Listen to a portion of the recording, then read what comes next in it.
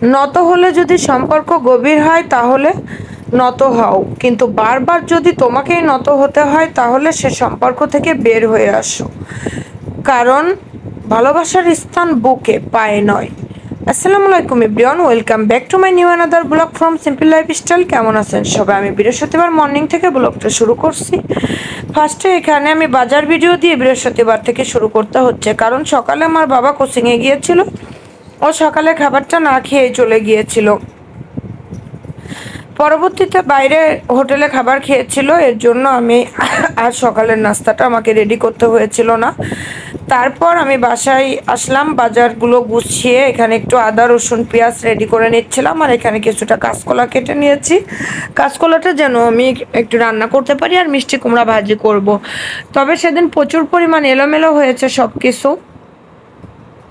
বিদ্যুৎ থাকতে ছিল না, গ্যাসের চুলাতে একটু ডিস্টার্ব দিতেছে, খুব কষ্ট করে রান্না করতে হয়েছে। তারপরে দেখেন এখানে আদা রসুন আর পেঁয়াজ আমি ব্লেন্ড করে নেব, সুন্দরভাবে কেটে ধুয়ে ক্লিন করে পানি ঝরিয়ে নিয়েছি। আপনারা ফ্রোজেন করতে চাইলে সবসময় এগুলো পানি ঝরিয়ে নিলে অনেক দিন পর্যন্ত ভালো থাকে আর কি। দেন তারপর এখানে আমার বাবা যেহেতু সকালে বাইরে নাস্তা করেছিল, তাই আমি ওকে একটা বিস্কিট কলা আর গ্লুকোজ বানিয়ে দিচ্ছিলাম। গ্লুকোজটা বানিয়ে দেওয়ার পরে তারপরে আমার বাবাটা কে নাস্তাটা খেতে দিয়ে, যেহেতু রান্না একটু লেট হবে, বাসাও ক্লিনিংয়ের একটু কাজ ছিল, যেহেতু আমার ভাইয়া আসবে, এর জন্য আমি একটু অন্যদিকে ব্যস্ত হয়ে পড়ছিলাম। এই কারণে আমার বাবাকে আমি এগুলো খেতে দিয়ে তারপরে ফার্স্টে মশলা ব্লেন্ড করে নিলাম। এখানে পেঁয়াজ আদা রসুন আর কিছুটা গোটা রসুন রেখেছিলাম গরু মাংস রান্না করার জন্য। তারপর এখানে মিষ্টি কুমড়ো কেটে নিয়েছি, লবণ আর হলুদ দিয়েছি।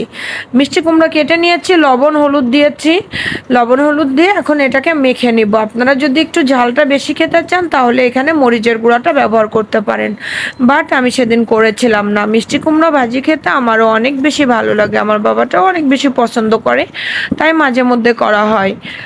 দেন এইখানে আমি মিষ্টি কুমড়াটাকে এপাশ ওপাশ করে ভাজি করে নিয়ে তারপরে দেখেন একটা সাইড যখন লাল হয়ে আসছে তখন আমি আর একটা সাইড উল্টে দিব। এভাবে একটুখানি মিষ্টি কুমড়া ভাজিতে যদি একটু তেলের পরিমাণ বেশি দেন, একটা মশমশা ক্রিস্পি একটা ভাব আসে, তাহলে কিন্তু খেতে আরও বেশি ভালো লাগে। আর মিষ্টি কুমড়া দিয়ে কখনো বেসন দিয়ে বেগুনের মতো করে ভাজি করে খেয়ে দেখবেন, বেগুনের থেকে অনেক বেশি টেস্ট হয় খেতে। এভাবে মনে হয় মিষ্টি কুমড়া দিয়ে সকলকেই খেতে হবে। রমজান মাসে বেগুনের কেজি ছিল মাত্র 30 টাকা 40 টাকা, আর এখন রমজান মাস বাদে 120 টাকা বেগুনের কেজি।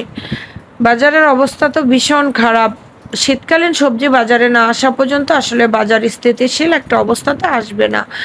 দেন তারপর আমি এখানে ভেজে মিষ্টি কুমড়াটাকে তুলে নিয়েছি নিজেদের খাওয়া, এর জন্য আর পেঁয়াজ কাঁচামরিচ ভেজে আর একটু নাড়াচাড়া করে নামাই, বাট তখন আর নামিয়েছিলাম না।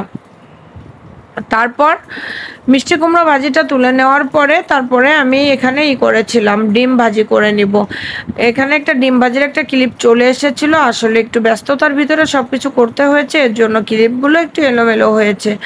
এই যে ডিমটাকে আমি ভাজি করে নিচ্ছি, আর এভাবে যে কোনো কিছু ভাজি করে নিয়ে লবণ হলুদের তারপরে ডিম ভাজি করলে ডিমের কিন্তু দারুণ একটা কালার আসে, আর এরকম ডিম ভাজি খেতে কিন্তু আমার ভাইয়া অনেক বেশি পছন্দ করে।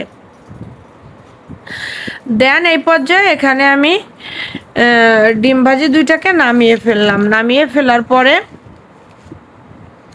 তারপর এখানে আজকে বাটা মশলায় রান্না করব, যেহেতু পেঁয়াজটা ব্লেন্ড করেছি এর জন্য আর কুচি মশলাটা আমি ব্যবহার করিনি।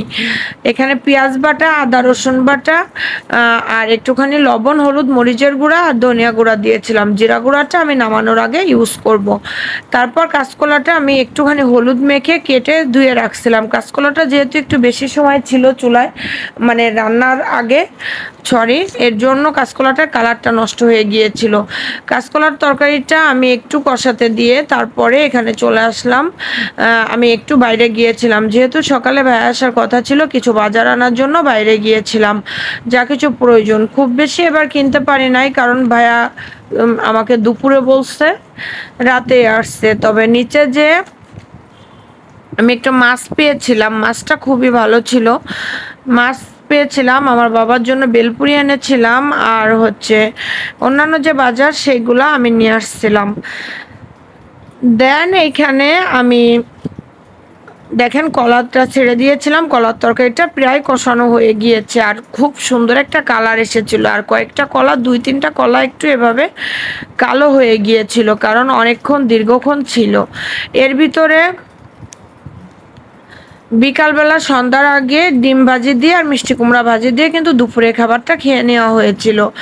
তারপর আমি ফুচকার একটা ক্লিপ নিয়ে নিলাম, আর দেখেন এভাবে ডিমটা পোস্ট করে তারপরে আমি তরকারিটা রান্না করব। আর ফুচকাটা আমি বাসায় এনে রেডি করে ফেললাম। বাট ফুচকার যে টকটা দেয় কেন এত বেশি মিষ্টি করছে বর্তমানে, আসলে আমি বুঝতে পারছি না। খুব বেশি মিষ্টি ফুচকার টক খেতে, একটু টক টক থাকবে, ফ্লেভারটা ভালো লাগবে, বাট এত বেশি মিষ্টি কেন করছে আসলে কি বলবো, আমার অনেক বেশি খারাপ লাগছে খেতে।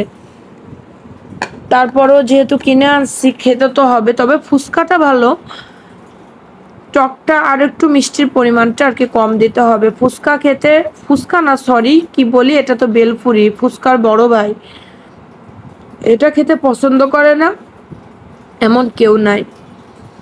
তারপর সেখান থেকে ফুচকাটা খাওয়া শেষ করে রাতের রান্নাটা শেষ করা হয়েছিল। বাট লাস্ট ক্লিপটা হয়তো আমি ওইভাবে নিতে পারি নাই, ডিলিট হয়ে গিয়েছে হয়তো মেবি, যেহেতু আমার অনেকগুলো ভিডিও করতে হবে, আমার মোবাইলে স্পেস প্রবলেম আছে, সেটা তো আপনারা সকলেই জানেন। এর জন্য আমার ভিডিও করতে একটুখানি প্রবলেম হচ্ছে। আমি লাস্ট যে ক্লিপটা সেটা শর্টস ভিডিওতে আছে, আমি নিতে পারছিলাম না। এভাবেই বৃহস্পতিবার সারাটা দিন শেষ করলাম। আমি শুক্রবারে ভিডিও শুরু করব। গতকালকে আমি বৃহস্পতিবারে ভিডিওতে ভয়েস ওভারটা করতে পারিনি, কারণ আমি ব্যস্ত ছিলাম। আল্লাহ হাফেজ, ভালো থাকবেন সবাই, সুস্থ থাকবেন। নেক্সট কোনো ভিডিও নিয়ে আবারও কথা বলতে চলে আসবো। সেই পর্যন্ত সিম্পল লাইফস্টাইলের সাথে থাকবেন।